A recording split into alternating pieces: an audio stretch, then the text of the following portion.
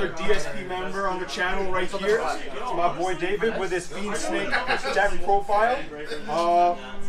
What shoutouts first? Oh, I would just have to shout out the CWG gang that helped a lot with testing, as well as my own team, Despia, right? Yes, sir. Yo. This boy right here, Mr. Team Leader, quote unquote. So, yeah, let's get down to business. Yes, sir.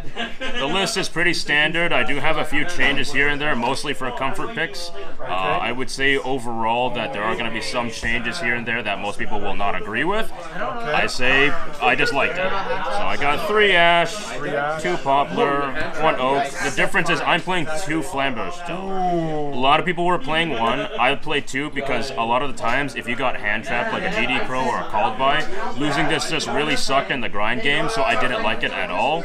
I understand the reasoning why you only play 1, but this was just a comfort pick for me. If you want to play it without it, that's fine.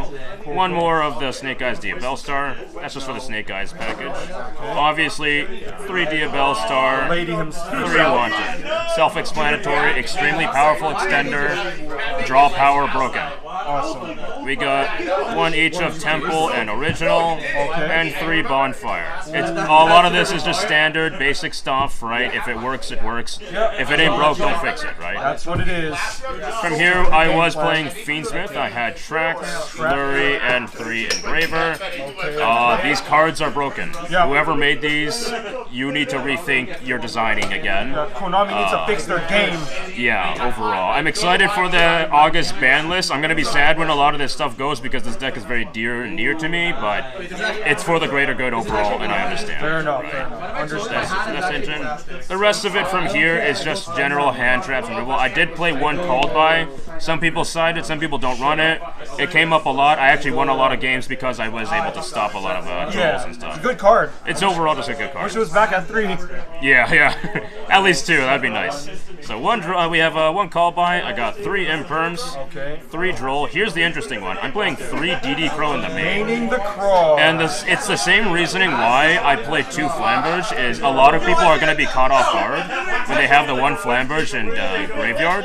If you just DD Crow that in the middle of one of the combos or in the late game, they kind of get screwed over a lot. They don't have a lot of answers for it, and it's just overall really good too in general, like hitting an Engraver when he's trying to summon himself, hitting anything in the graveyard for Sequentia, for example, forcing him into Lacrima.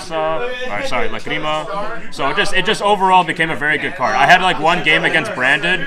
I tied against him literally because game 1 he got so caught off guard because on game 1 I DD Crow'd his Fallen of Albaz when he was activating Albion, and he just couldn't do anything about it. So that was just really funny. He was just like, "What? You're maining this?" Yeah. And then 3 Ash Blossom. I may be part of Team Despian, but you know you got to hit the Branded just in case. Right? 3 Veiler. Inside out. Of course. 3 Veiler, and then 3 Nibiru. This deck is a 44 card list. Big rock. Very, very big rock. Okay. Yeah. And then on to, I guess, the extra deck here. Let's see what's inside the extra deck. Extra deck is pretty self-explanatory. We got 1 Apo, we got 1 Access Code, 1 Promethean, 1 Selene, 1 SP, an IP, Kita, Nightmare Phoenix, Anima. A lot of people cut this to play the Necroquip Princess line. I didn't like it. This is another comfort pick of mine. I had a lot of times where I just had Poplar on field. They weren't careful with their Anima columns. Yeah, right? But it was just like, it's just an extender because sometimes you need to get Poplar in the back row so that you can use an original or maybe summon an Oak to summon it. It's like that. It came up a lot, so I don't like cutting this. And then for the Fiendsmith stuff, we have, obviously we have the Tract, we have the Sequentia, Moon, the Lacrima, Desiree, and then the Beatrice. I'm gonna be real. I did not need to go into this a lot of the time. Maybe I was just really lucky with my draws. I understand the reasoning for this, but depending on how things go overall with testing, especially since it's coming August, I might cut this, but I feel like it's more likely you're going to want to see this after the ban list. If they do put Ash to 1, for example, you're probably going to see this more often. Fair enough. So, yeah, it's going to be necessary for a lot of runs.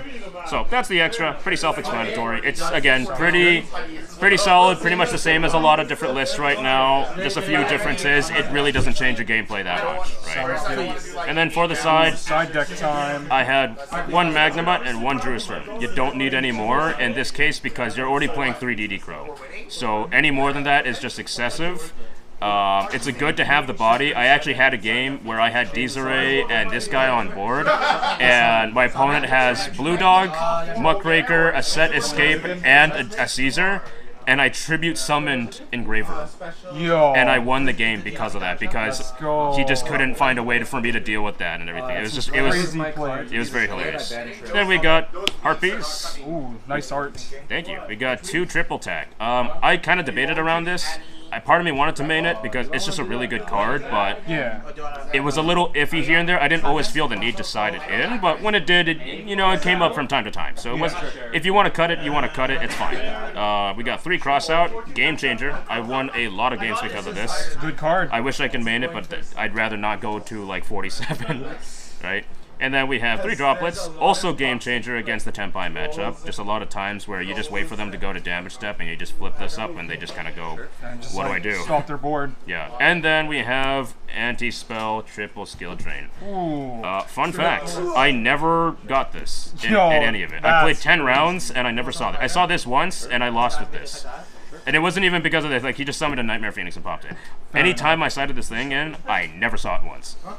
So, I don't know if that's good or bad, but it just kind of goes to show how good this deck is that you don't need to see stuff like this. Like, honestly, I might just cut it because I never saw it, and I'm paranoid about time rules. So, I'd rather not lose because I lost a little bit of life. So, fair enough. Yeah, that's well, the list. Well, with August coming up soon, we just got to see what happens. But thank you for the deck profile. Absolutely. Hopefully we can get some more in the future. Oh, yeah. And comment, like, subscribe, and we'll see you again.